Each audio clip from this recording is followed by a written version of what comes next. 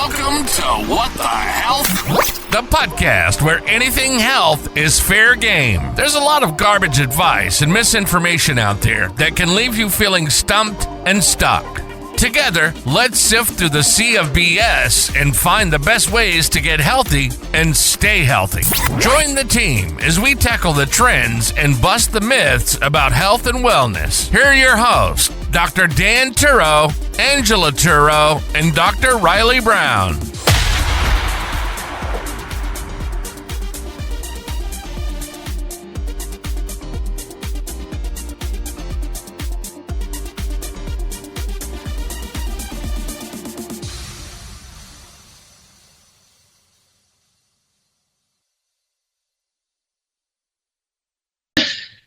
And welcome to another episode of What the Health. I am Dr. Dan here with my two co-hosts, Dr. Riley. Angela. Welcome back, guys.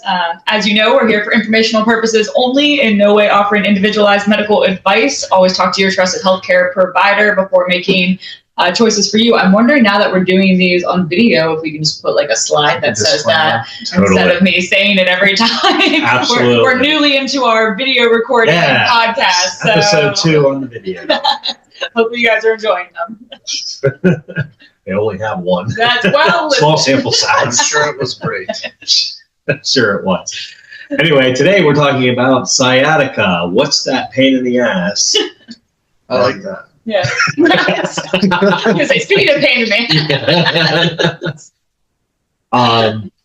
We get so many people, and I think this is actually going to become a series of it's not that, or something like, because we get so many people that come in and they think they have self-diagnosing, right? Dr. Google. Yeah. Yes. And they think it's something.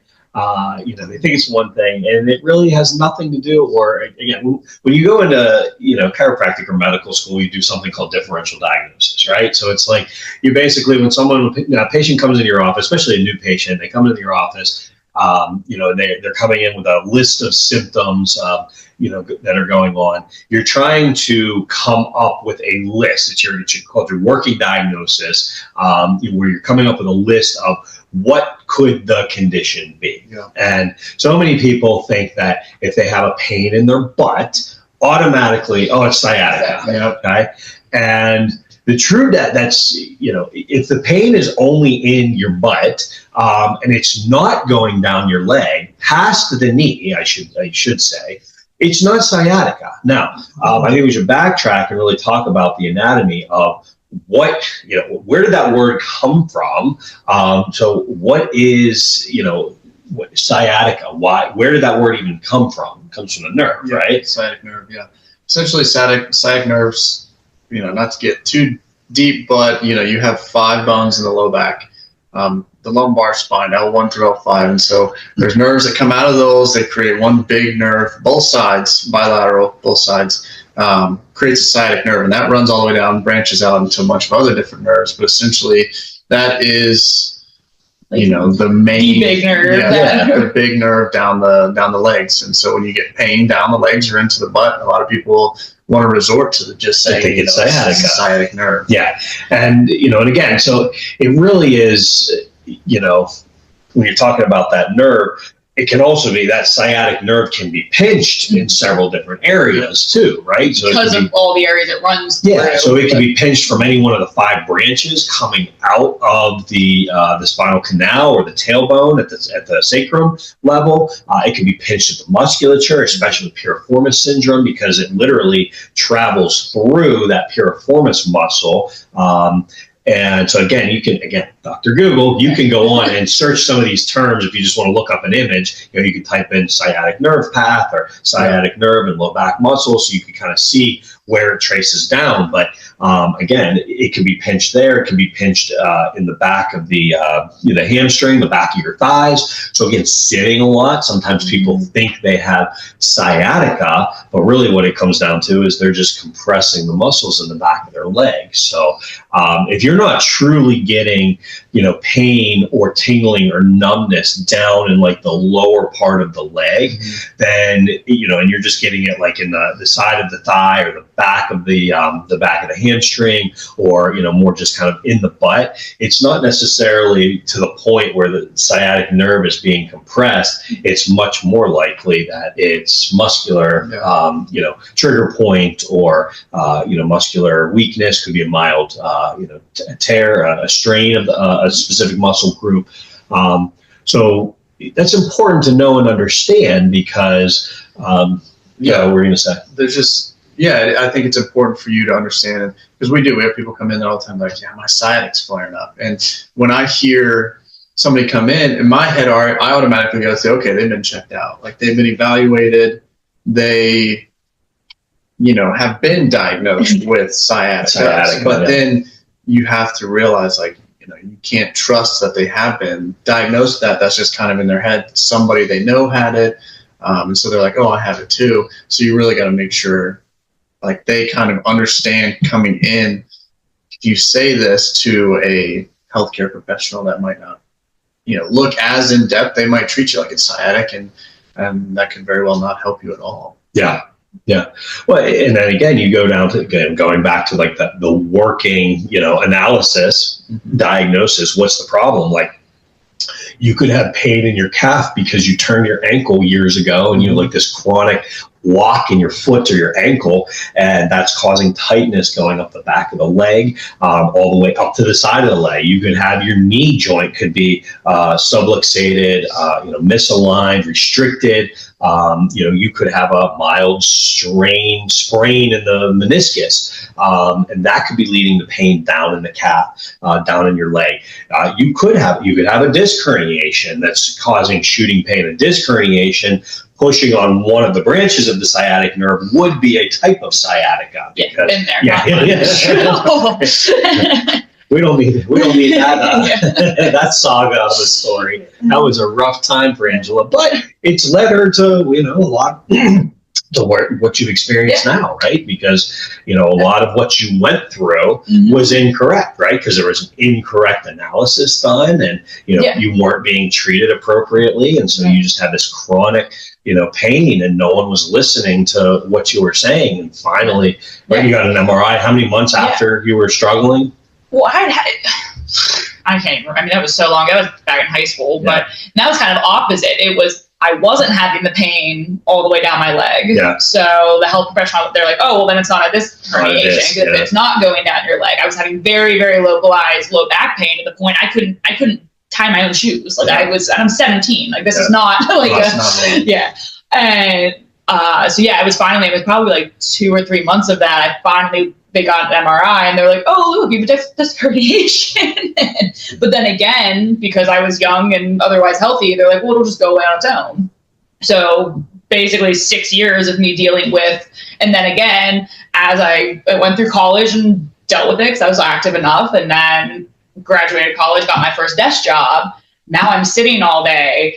Well, then the pain started. Then I was like, "Oh, is this what we were talking about with the pain?" I mean, it was. I would sit there all day and just like hit myself in the thigh. It was so bad. So then finally I got myself to the right people and the right course. And I mean, at that point, I was so far debilitated, physical. I had to start back at square one, which is where you help a lot of people, from who have completely no activity. So, well, so I guess and that's my question. So, is sciatica? Is there like a specific? Like, is that a diagnosis or is that a symptom? Sciatica is a diagnosis. I mean, you can have sciatica, you can have piriformis syndrome, facet syndrome. Like, these are all the differential diagnoses that Dr. Dan was talking about. So, so you can have sciatica. So, what's the actual definition of sciatica then? Is that like a chronic inflammation of the sciatic nerve, or what makes that different than having a herniated disc being I think that's where the sciatica is also very difficult to kind of, okay, you have sciatica, what's causing it? Yeah, I guess that was my question, was like, is that the diagnosis or is that more of a symptom and you're trying to figure out what? That's the welcome to medicine. So that's the general, like, okay, you have sciatica. It's like, all right, yes, Which basically just means you're having this pain down the leg. Yes. And then what's causing it is where you get into the specialty of is it from the spinal cord? Is it from, degeneration, inflammation of the nerve, all that kind of stuff? So sciatica is a diagnosis, but it's not. Where is it? Exactly. Okay. But there's many different. Which again is where you guys come in that's where you really treat what's the problem. Well, yeah. So it goes back to so much what we talk about in chiropractic is trying to get to the root cause, right? And so someone comes in with low back pain. It's like, well, they could have a subluxation where they have a misalignment motion restriction in the low back. It could be coming from the neck. You could have a motion restriction in the neck that's literally tugging on the spinal cord and the surrounding tissues of the spinal cord that's causing your low back to stiffen and tighten up. Mm-hmm. So we have to look here. We have to look down. Is it coming from the lower back? Is it coming from the hip? Is it coming, from the knee, working its way up? Is it coming from the mid back going down? Is it coming from one of the muscles on either side of the low back? Are you dehydrated? We just did a whole podcast on discussing the importance of water intake. Are you dehydrated? Are you eating inflammatory foods, seed oils, other fried foods, sugar? I mean, sugar is the worst inflammatory food that you can eat, especially just, raw processed sugar in candy and other, sweets, donuts. All the foods, all these yummy things that I want. Tasty stuff. So, it's coming down, and this is why, modern medicine has, it's been amazing, right? It can be life-saving when given at the right time.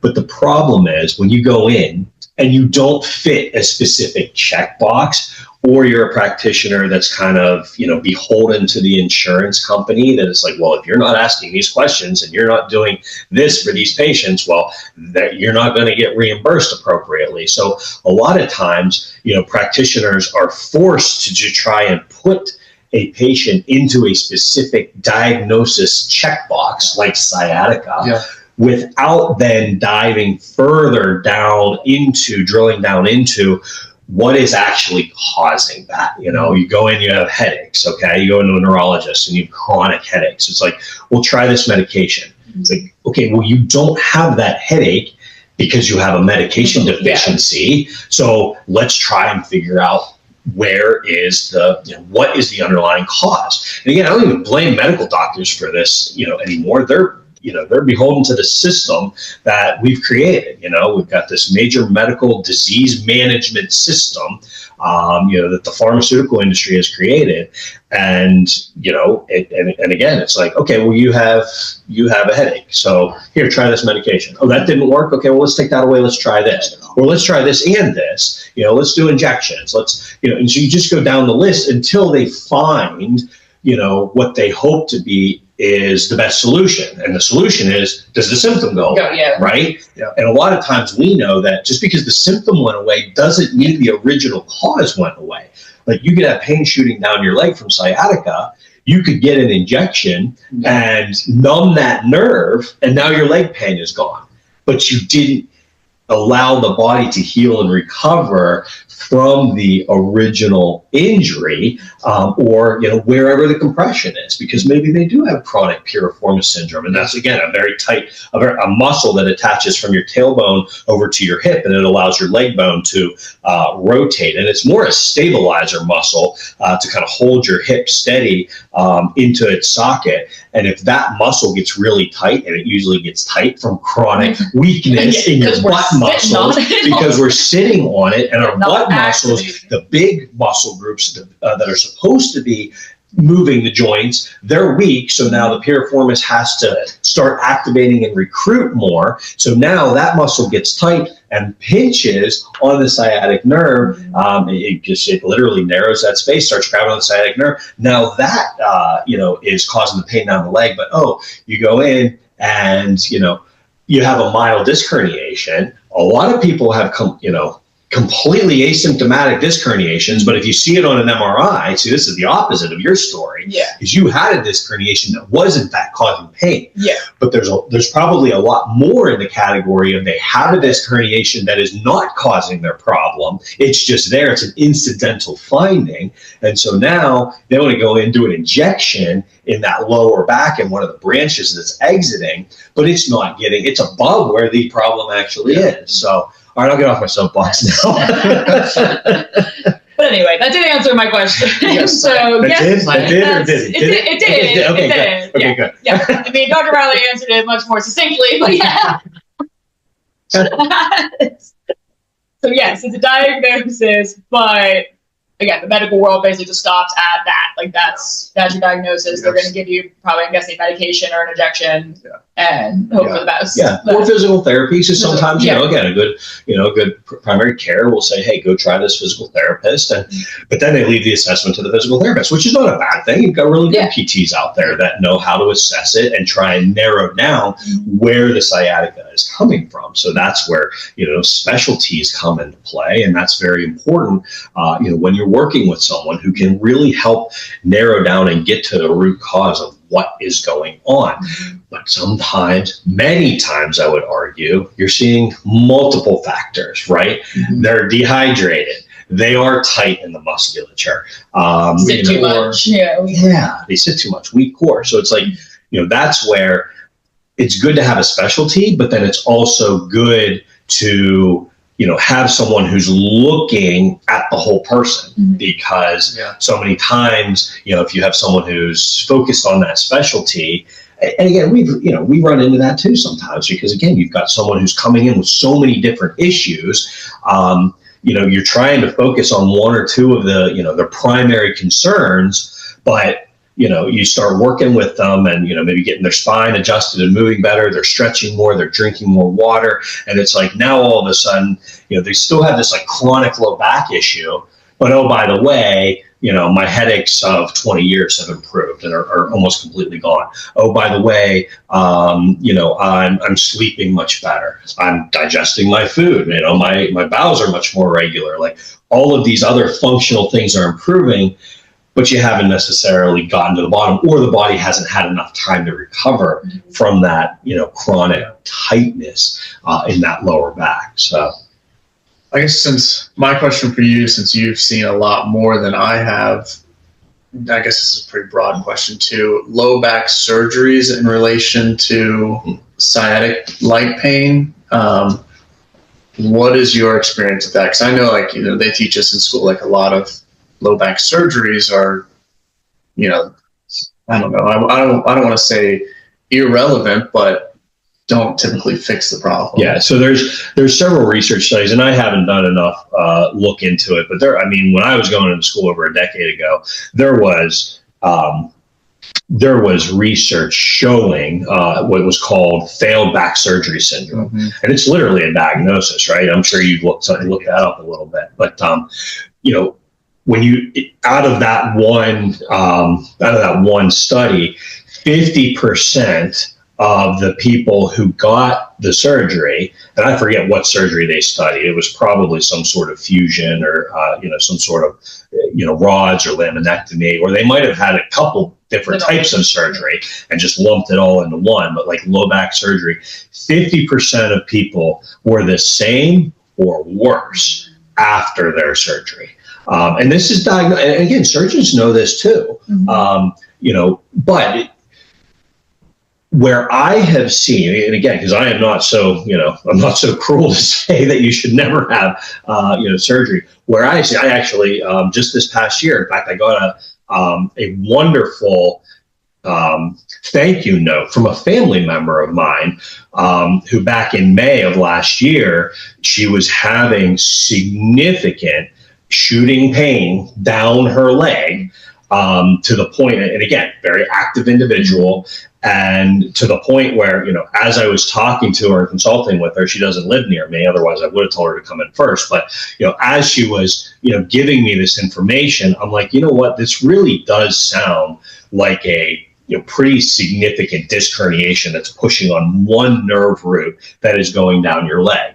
And again, she's got a very holistic mindset. So she was like, going into this like adamantly against surgery. She wanted to fix it the natural way through chiropractic, through stretching, through, exercise, whatever she could do to avoid it.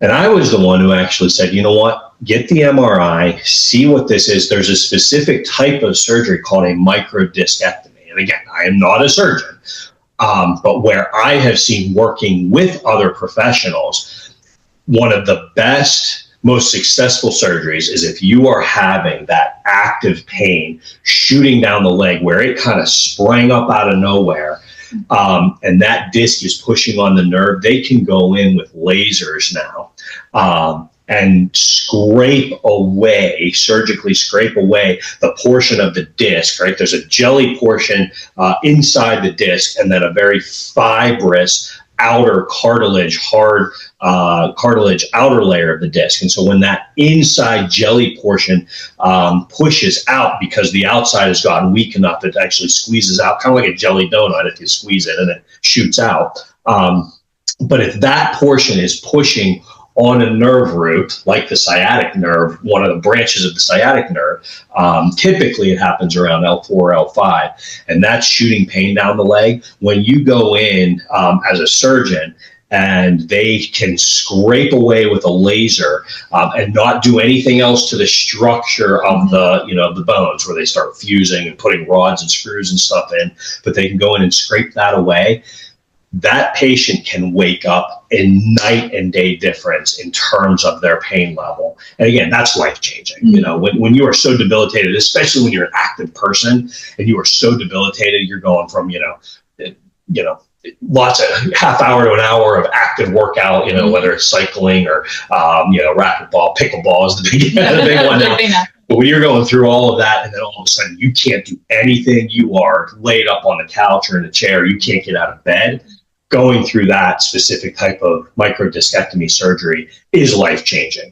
And again, the success rate from my experience, what I have seen is like, again, you're just scraping away what has already pushed through. Now, again, there needs to be work on the back end to help strengthen that disc, because obviously it herniated originally for a reason. So there was obviously weakness there. So there needs to be work after the fact, whether it's physical therapy, chiropractic, functional training, where you're helping to strengthen that area after the fact to help regain so it doesn't happen again at another level or on the other side. But that microdiscectomy has been, in my experience working with surgeons, the most successful, going from debilitation to getting your life back, fastest recovery that I have seen. But when we're talking about failed back surgery syndrome, a lot of times what we see is those are the people who have chronic, their diagnosis, stenosis, which would be another term and possibly another reason of why you could have why you could have pain shooting down the leg. If you have stenosis of the spinal canal, or the nerve is exiting the spine on the left or the right, and that's narrowed, it's called foraminal stenosis.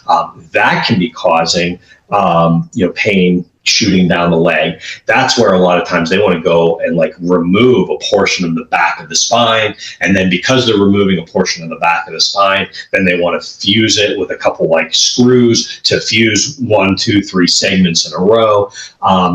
And that's where those surgeries have, really, in my experience, have, that patient is the same or worse afterwards, because they're just in this chronic pain and they have not taken the time to get to the underlying weaknesses of why that pain is there. And again, I don't necessarily blame the surgeon. It's just that, that there's so much more going on than just the fact that they're in pain. You have to get to the underlying root cause of why are they in pain. And again, usually it's multiple factors. And I don't blame the patient for wanting. I mean, I was at that point.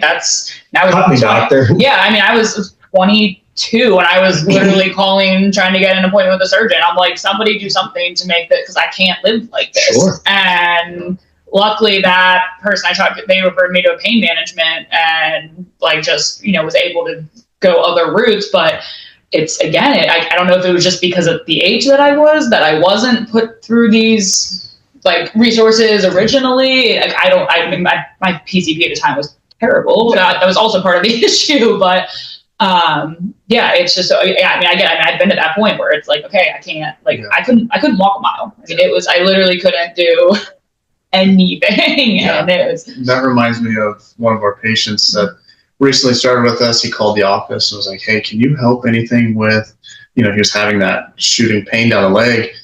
And I was like, I would need to evaluate you to tell you yes or no. But, based off of what I've seen, what Dr. Dan has seen, yes, we can help with this pain. He was like, at this point, I will cut my leg off if that means that the pain is gone. Mm-hmm. And I said, well, don't do that. Let's evaluate you first. And, he's coming in once every 2 weeks now, and he's, bowling great, feeling amazing. So, I think a good first line of defense is conservative care. Yeah, and he was the one, he had an appointment with the neurosurgeon, right? Yeah. And I mean, that's again. Yeah, and so again, those are two great stories, because again, going back to the coaching my family member through and ultimately getting her the tests that she needed, and her being able to get scheduled with the the proper surgeon. When she had that surgery done, she woke up and it was night and day difference, to the point where, again, that was in May, and she wrote me a thank you in December, just because she was reflecting on her year and was just so thankful that I led her to the path that she got the results that she was looking for, and and then was able to get back to her active lifestyle relatively quickly. But yeah, there's a lot that go the other way, like you just mentioned. It's like, is the surgery needed? Well, we don't necessarily know until we evaluate you. I would probably say 99% of cases don't need surgery. It's you need to come in and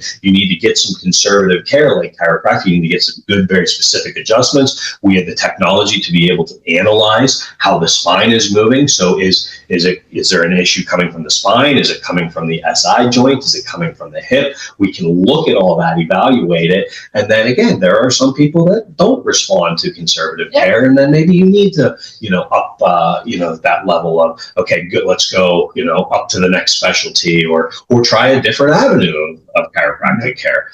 I remember in school, a chiropractor was like, okay, well, you're going to try this chiropractic first. If this doesn't work in a certain amount of time, then you're gonna go to this chiropractor. If that doesn't work, then you're gonna go to this. So it's like chiropractic first, second, third, three different styles of how each one of those chiropractors analyzed, adjusted, and then it's like, if that doesn't work, then we'll go up to the next the level. So I think at the end of the day, knowing that you can find a practitioner, and again, we do a whole review, even in the book. I have a whole bonus section of like, what are you looking for in a good practitioner? And it's not just chiropractic; it's medical doctors, physical therapists, specialists, whatever the case may be. Does that person listen to you, and are they trying to get to the underlying cause of what you have going on? Mm-hmm. And whatever the intervention is, it might look different for every person. And again, a lot of times it comes down to your goals. Are you just trying to get out of pain, or are you trying to get back to a level of activity or get more activity so that you can live a healthy, long life, with your family, with your, children, grandchildren, whatever the case may be. So it's like, in our office, we always, try and assess those goals from the beginning. Tell us where you want to get to, and we'll give you the roadmap to get there. And if you don't like that roadmap, then maybe here's another option, or so it's like, we're willing to work and refer, work with multiple team members. And that's part of the reason why we brought on, you and Dr. Riley, and, we have a massage therapist that works with us now. And it's like, and if something in our office isn't working, then we have the resources and the referral network, through community members to be able to find them, what they're looking for, to get the health, that they're looking for. Yeah. Those are for sure. Yeah. So, any other questions on that? I feel like we're good. Yeah. It sounds like the big takeaway is just, if you're looking for a chiropractor or health, describe your symptoms, but don't be careful about self-diagnosing, because then you're kind of pigeonholing the provide, And what we do here, that's what people call, and they're like, oh, well, I've already had a bunch of x-rays, do I need more? I'm like, you haven't had our x-rays. So it's like, bring what you have, but I know you haven't had the motion x-ray, because we're the only ones who do it. And so it's like, well, no, we need to see. And again, a lot of times people will say, oh, I had x-rays, but maybe it was of their hip, not their actual spine. Yeah, or it was of their low back, and they're not looking at how the hips are aligned. And stuff. Yeah, so it's like I believe you've had X-rays, but it's like that's pivotal to what we do here, because it's how we know what, if we can help you. And that's always the first step. Like you said, it's like, we want to be able to help, but we won't know that till we see what's going on. I can't say, over the phone, let me see. I believe you.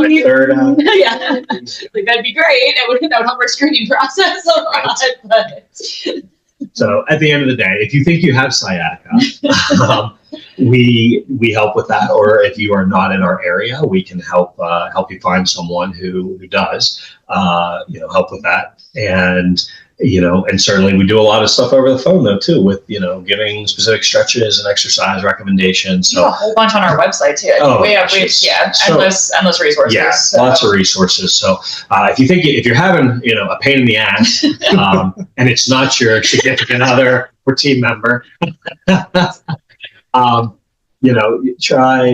give us a call and see how we might be able to help. And if we can't, we'll be able to find you someone who can. So with that being said, thank you so much for stopping by at our second video podcast of What the Health. We'll see everyone at the next one. Yep. Thank you. Thanks, guys. You've been listening to another episode of What the Health?